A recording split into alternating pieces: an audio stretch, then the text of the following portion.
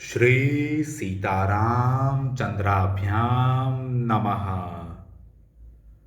युद्ध कांड 63वां सर्ग।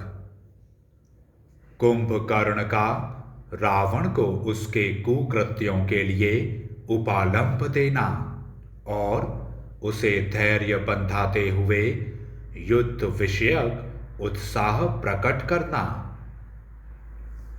राक्षस राज रावण का यह विलाप सुनकर कुंभकर्ण ठहाका मारकर हंसने लगा और इस प्रकार बोला, भाई साहब, पहले विभीषण आदि के साथ विचार करते समय हम लोगों ने जो दोष देखा था वही तुम्हें इस समय प्राप्त हुआ है, क्योंकि तुमने हितैषी पुरुषों और उनकी बातों पर विश्वास नहीं किया था। तुमने शीघ्र ही अपने पाप कर्म का फल मिल गया। जैसे कुकर्मी पुरुषों का नरकों में पड़ना निश्चित है, उसी प्रकार तुम्हें भी अपने दुष्कर्म का फल मिलना अवश्यम भावी था। महाराज, केवल बल के घमंड से तुमने पहले इस पाप कर्म की कोई परवाह नहीं की, इसके परिणाम का कुछ भी विचार नहीं किया था। जो ऐश्वर्य के अभिमान में आकर पहले करने योग्य कार्यों को पीछे करता है और पीछे करने योग्य कार्यों को पहले कर डालता है, वह नीति तथा अनीति को नहीं जानता है। जो कार्य उचित देश काल न होने पर विपरीत स्थिति में किए जाते हैं, वे संस्कारहीन अग्नियों में होमे गए भविष्य की भांति केवल दुख के ही कारण होते हैं।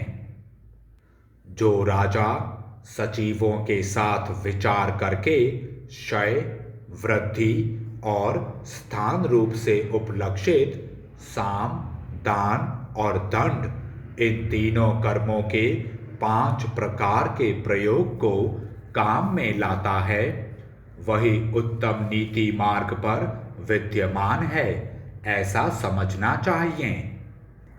जो नरेश नीति शास्त्र के अनुसार मंत्रियों के साथ क्षय आदि के लिए उपयुक्त समय का विचार करके तदनुरूप कार्य करता है और अपनी बुद्धि से सुहृदों की भी पहचान कर लेता है, वही कर्तव्य और अकर्तव्य का विवेक कर पाता है।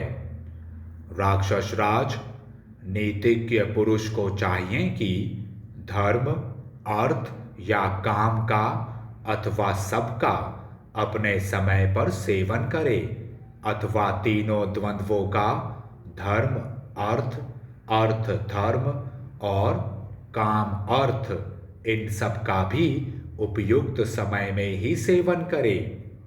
धर्म, अर्थ और काम, इन तीनों में धर्म ही श्रेष्ठ है, अतः विशेष अवसरों पर अर्थ और काम की उपेक्षा करके भी धर्म का ही सेवन करना चाहिए।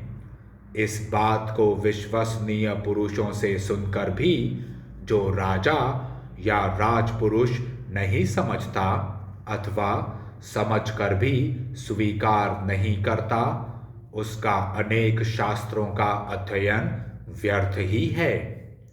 राक्षस शिरोमणे, जो मनस्वी राजा मंत्रियों से अच्छी तरह सलाह करके समय के अनुसार दान, भेद और पराक्रम का, इनके पूर्वोक्त 5 प्रकार के योग का, नए और अनय का तथा ठीक समय पर धर्म, अर्थ और काम का सेवन करता है, वह इस लोक में कभी दुख या विपत्ति का भागी नहीं होता।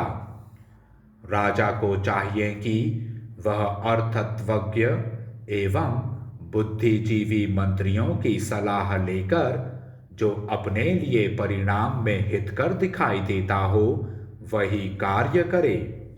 जो पशु के समान बुद्धि वाले किसी तरह मंत्रियों के भीतर सम्मिलित कर लिए गए हैं, वे शास्त्र के अर्थ को तो जानते नहीं, केवल धृष्टतावश बातें बनाना चाहते हैं। शास्त्र के ज्ञान से शून्य और अर्थशास्त्र से अनभिज्ञ होते हुए भी प्रचुर संपत्ति चाहने वाले उन अयोग्य मंत्रियों की कही हुई बात कभी नहीं माननी चाहिए। जो लोग धृष्टता के कारण अहितकर बात को हित का रूप देकर कहते हैं, वे निश्चय ही सलाह लेने योग्य नहीं हैं। अतः उन्हें इस कार्य से अलग कर देना चाहिए। वे तो काम बिगाड़ने वाले ही होते हैं। कुछ बुरे मंत्री साम आदि उपायों के ज्ञाता शत्रुओं के साथ मिल जाते हैं और अपने स्वामी का विनाश करने के लिए ही उससे विपरीत कर्म करवाते हैं। जब किसी वस्तु या कार्य के निश्चय के लिए मंत्रियों की सलाह ली जा रही हो, उस समय राजा व्यवहार के द्वारा ही उन मंत्रियों को पहचानने का प्रयत्न करे जो घूस आदि लेकर शत्रुओं से मिल गए हैं और अपने मित्र से बने रहकर वास्तव में शत्रु का काम करते हैं।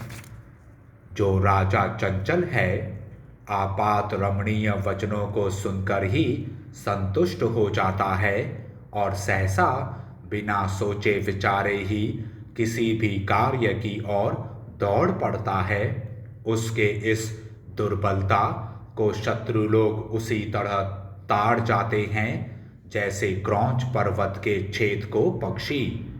क्रौंच पर्वत के छेद से होकर पक्षी जैसे पर्वत के उस पार आते जाते हैं, उसी तरह शत्रु भी राजा के उस छिद्र या कमजोरी से लाभ उठाते हैं।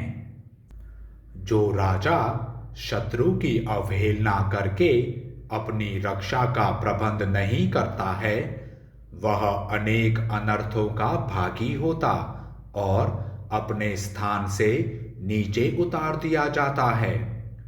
तुम्हारी प्रिय पत्नी मंदोदरी और मेरे छोटे भाई विभीषण ने पहले तुमसे जो कुछ कहा था वही हमारे लिए हितकर था। यों तुम्हारी जैसी इच्छा हो वैसा करो। कुंभकर्ण की यह बात सुनकर दशमुख रावण ने भौहें टेढ़ी कर ली और कुपित होकर उससे कहा, तुम माननीय गुरु और आचार्य की भांति मुझे उपदेश क्यों दे रहे हो?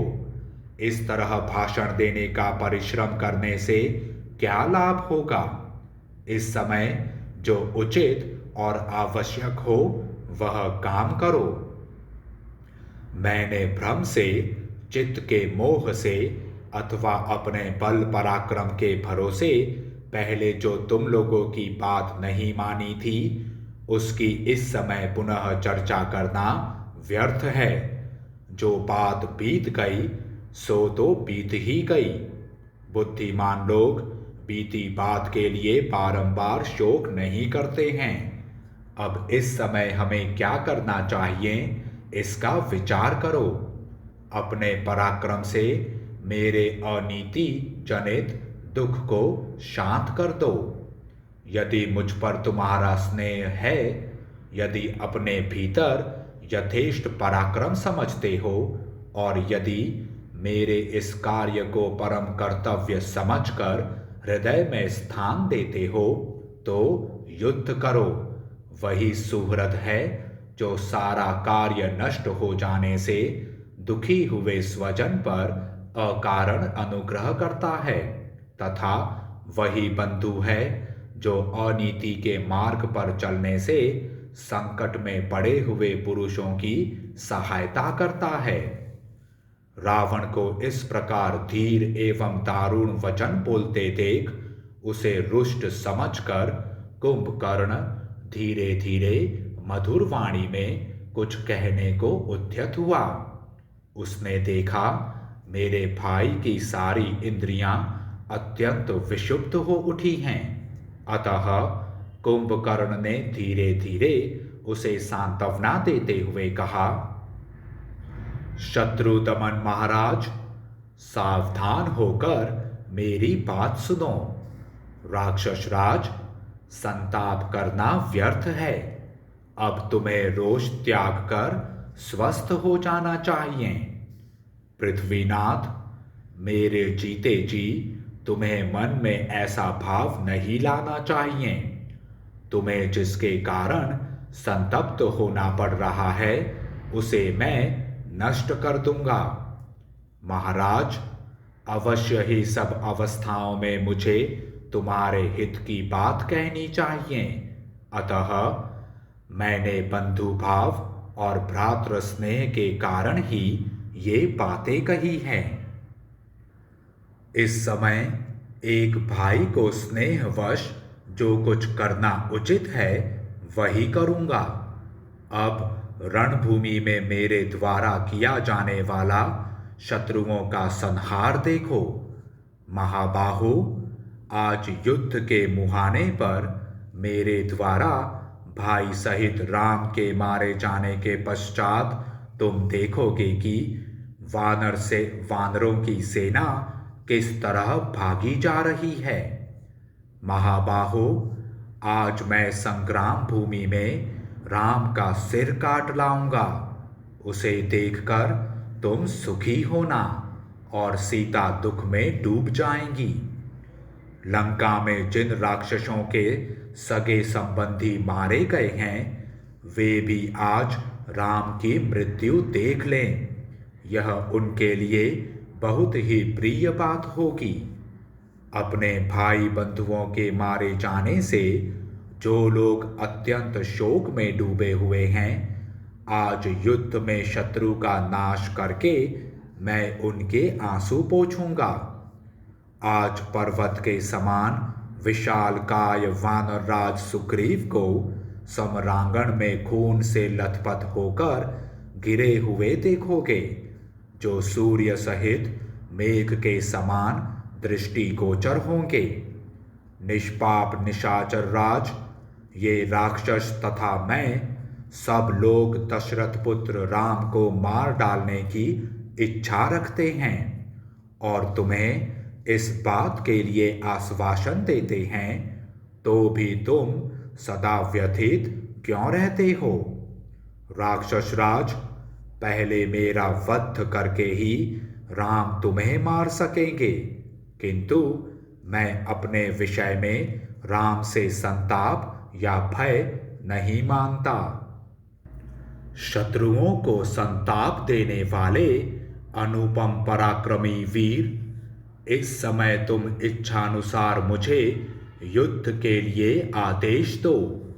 शत्रुओं से जूझने के लिए तुम्हें दूसरे किसी की ओर देखने की आवश्यकता नहीं है। तुम्हारे महाबली शत्रु यदि इंद्र, यम, अग्नि, वायु, कुबेर और वरुण भी हो तो मैं उनसे भी युद्ध करूंगा तथा उन सबको उखाड़ फेंकूंगा। मेरा पर्वत के समान विशाल शरीर है। मैं हाथ में तीखा त्रिशूल धारण करता हूँ और मेरी दाढ़ें भी बहुत तीखी हैं। मेरे सिंहनाद करने पर इंद्र भी भय से थर्रा उठेंगे। अथवा यदि मैं शस्त्र त्याग करके भी वेगपूर्वक शत्रुओं को रौंदता हुआ रणभूमि में विचरने लगूं, तो कोई भी जीवित रहने की इच्छा वाला पुरुष मेरे सामने नहीं ठहर सकता। मैं न तो शक्ति से, न गदा से, न तलवार से और न पैने बाणों से ही काम लूंगा। रोष से भरकर केवल दोनों हाथों से ही वज्रधारी इंद्र जैसे शत्रु को भी मौत के घाट उतार दूंगा। यदि राम आज मेरी मुट्ठी का वेग सह लेंगे तो मेरे बाण समूह अवश्य ही उनका रक्तपान करेंगे। राजन, मेरे रहते हुए तुम किस लिए चिंता की आग से झुलस रहे हो? मैं तुम्हारे शत्रुओं का विनाश करने के लिए अभी रणभूमि में जाने को उद्यत हूं। तुम्हें राम से जो घोर भय हो रहा है उसे त्याग दो। मैं रणभूमि में राम, लक्ष्मण और महाबली सुग्रीव को अवश्य मार डालूंगा। युद्ध उपस्थित होने पर मैं राक्षसों का संहार करने वाले उस हनुमान को भी जीवित नहीं छोड़ूंगा जिसने लंका जलाई थी। साथ ही अन्य वानरों को भी खा जाऊंगा। आज मैं तुम्हें अलौकिक एवं महान यश प्रदान करना चाहता हूं। राजन, यदि तुम्हें इंद्र अथवा स्वयंभू ब्रह्मा से भी भय है तो मैं उस भय को भी उसी तरह नष्ट कर दूंगा जैसे सूर्य रात्रि के अंधकार को। मेरे कुपित होने पर देवता भी धराशायी हो जाएंगे। फिर मनुष्यों और वानरों की तो बात ही क्या है। मैं यमराज को भी शांत कर दूंगा, सर्वभक्षी अग्नि का भी भक्षण कर जाऊंगा। नक्षत्रों सहित सूर्य को भी पृथ्वी पर मार गिराऊंगा। इंद्र का भी वध कर डालूंगा और समुद्र को भी पी जाऊंगा। पर्वतों को चूर चूर कर दूंगा, भूमंडल को विदीर्ण कर डालूंगा। आज मेरे द्वारा खाए जाने वाले सब प्राणी दीर्घ काल तक सोकर उठे हुए मुझ कुंभकर्ण का पराक्रम देखें। यह सारी त्रिलोकी आहार बन जाए तो भी मेरा पेट नहीं भर सकता। दशरथ कुमार श्री राम का वध करके मैं तुम्हें उत्तरोत्तर सुख की प्राप्ति कराने वाले सुख सौभाग्य को देना चाहता हूं। लक्ष्मण सहित राम का वध करके सभी प्रधान प्रधान वानर यूथपतियों को खा जाऊंगा। राजन, अब मौज करो, मदिरा पियो और मानसिक दुख को दूर करके सब कार्य करो। आज मेरे द्वारा राम यमलोक पहुंचा दिए जाएंगे। फिर तो सीता चिरकाल तक के लिए तुम्हारे अधीन हो जाएंगी। इस प्रकार श्री वाल्मीकि निर्मित आर्ष रामायण आदि काव्य के युद्ध कांड में 63वां सर्ग पूरा हुआ। जय श्री राम।